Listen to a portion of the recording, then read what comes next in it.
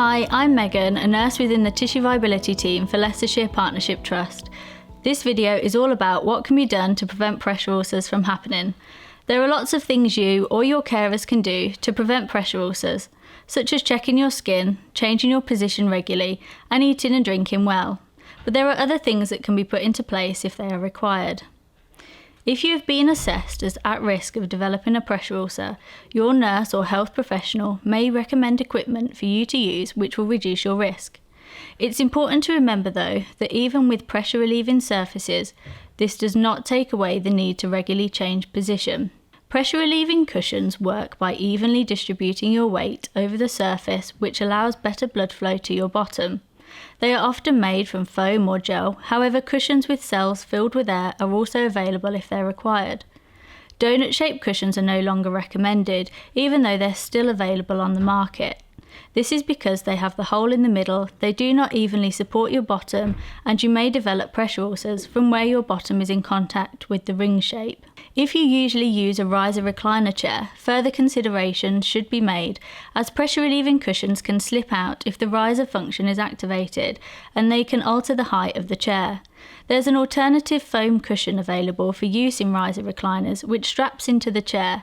Sometimes cushions for the back section and leg section of the chair can also be provided if needed. If you are a wheelchair user, pressure relieving cushions are usually issued with the wheelchair. If you use a wheelchair and require a pressure relieving cushion, speak to your wheelchair provider to ensure you have the appropriate surface within your chair. A pressure relieving mattress may also be advised. Memory foam mattresses work by redistributing your body weight, but the mattress is still and does not move. Therefore, if you are at high risk, an alternating air mattress may be recommended instead. Air mattresses have cells across them, like a lilo, and the cells inflate and deflate at timed intervals, which reduces pressure and changes your pressure points when you are lying on it. This helps reduce your risk as the pressure is continuously changing underneath you. A more advanced airwave mattress called a low air loss mattress may be required if you are at very high risk of pressure ulcers and have additional needs. Like alternating mattresses, they have cells which inflate and deflate, but also have a continuously low flow of air through them, which redistributes your weight and allows blood to flow freely.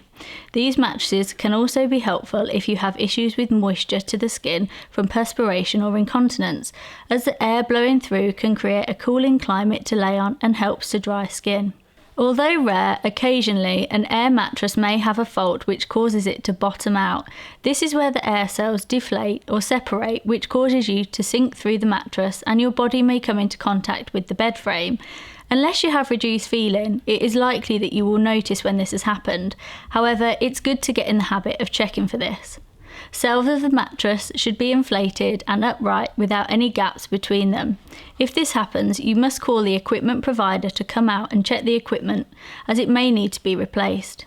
A hospital bed is not always required to have a mattress in place. However, for the air mattresses, you'll need to have a single bed and access to a plug as they require electricity. The standard airwave mattress costs about £2.50 per month to run. Mattress overlays can be provided if you wish to continue to sleep in a double bed or do not want to use electricity. The overlays are usually recommended for patients who are at risk with reduced mobility. Therefore, if you are at high risk of developing a pressure ulcer, they might not be the best option for you. Your health professional will discuss this with you to help you decide.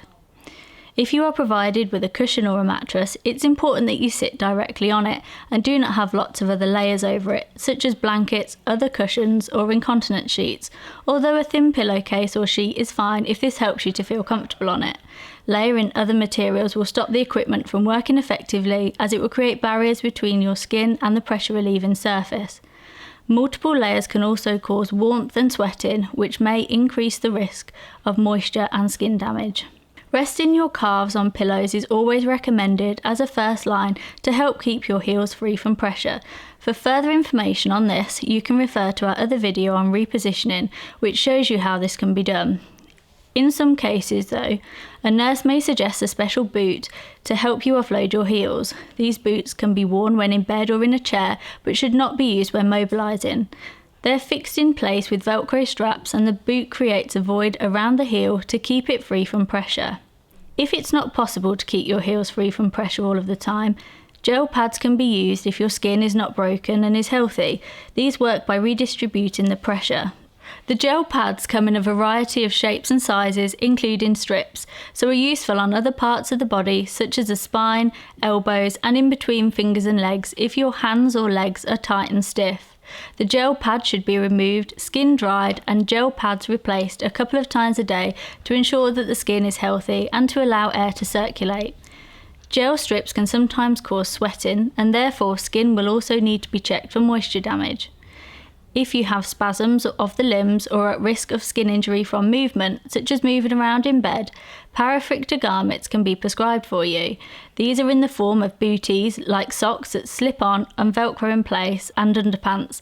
These work by providing a double layer of parachute-type material between you and the surface you're on, and therefore protect the skin as it helps the skin glide rather than drag over the surface. A nurse or health professional will arrange a prescription for these if they are needed. However, they do not replace the need for safe transferring or moving and handling techniques, and therefore referral to other services such as community therapy team may be needed first. Repositioning yourself regularly is one of the most important things that can be done to prevent pressure ulcers from occurring. Please refer to our other video on repositioning for demonstrations on how repositioning can be done. We are all individuals and have different needs when it comes to changing our position, whether you are independently mobile, require use of mobility aids, or require full support from a carer or relative. Whilst bed rest and 30-degree tilts may be recommended for someone who is at high risk of pressure ulcers, we acknowledge that being in bed can be isolating and there are still a lot of benefits to sitting out of bed, including being able to socialise, eat meals, digest food better sitting upright, and maintenance of muscle tone and strength. You may hear your nurse mention tissue tolerance or building this up. Tissue tolerance refers to the length of time that you can sit out for without damaging your skin and varies from person to person. If you have poor tissue tolerance, this can be built up by gradually increasing the amount of time you stay in one position or sit out for day by day. This is to be done with caution and close monitoring of your skin condition to ensure no damage is occurring. You can find out more about checking your skin in our other video, How to Check Your Skin. Before starting to build your tissue tolerance, you should be aware of the risks to your skin and be mindful that it may not work for you and can change depending on your condition. Think of it like driving a car. You can go faster and faster up to the full speed limit, but if something gets in your way, you need to put the brakes on.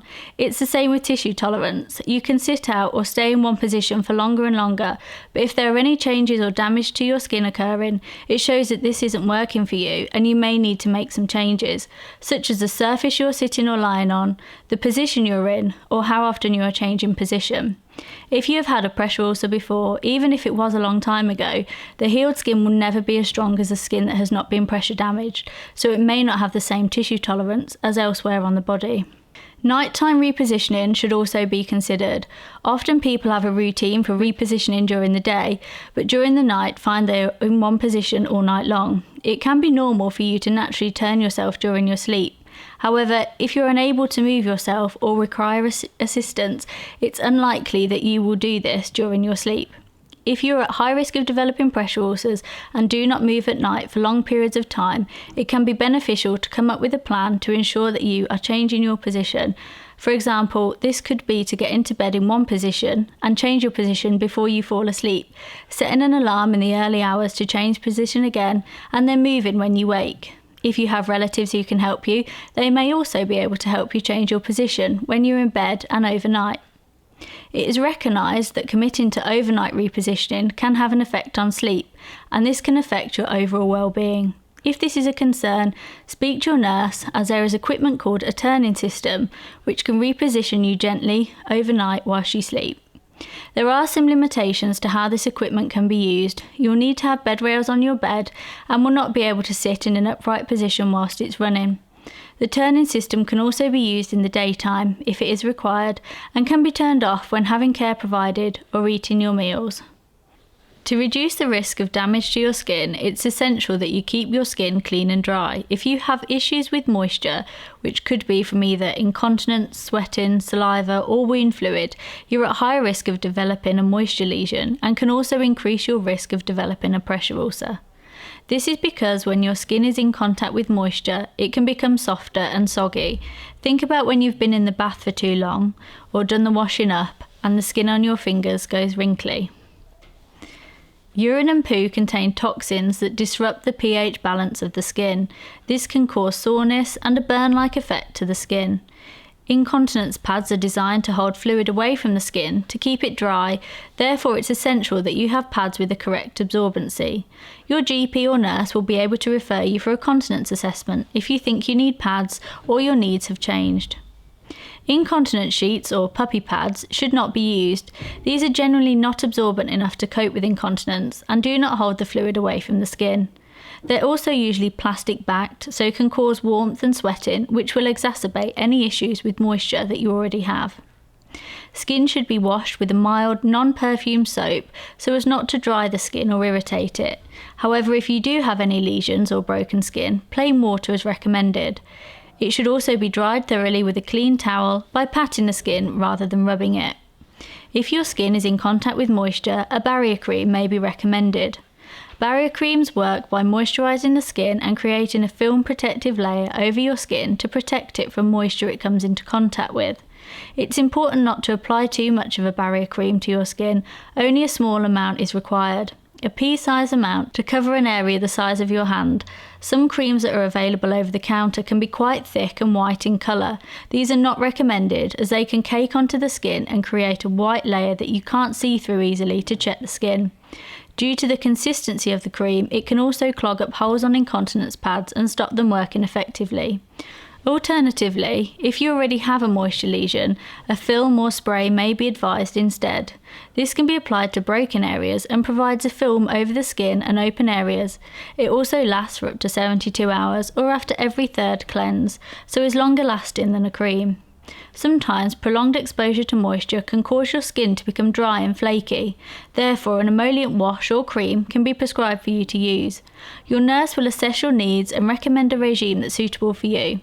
If you need help from relatives or carers to care for your skin, a care plan for implementing a structured skincare regime can be provided, so they have clear instructions on what to apply and how often. I hope you found this video useful. If you have any further questions, speak to your nurse or health professional and refer to the Asking leaflet.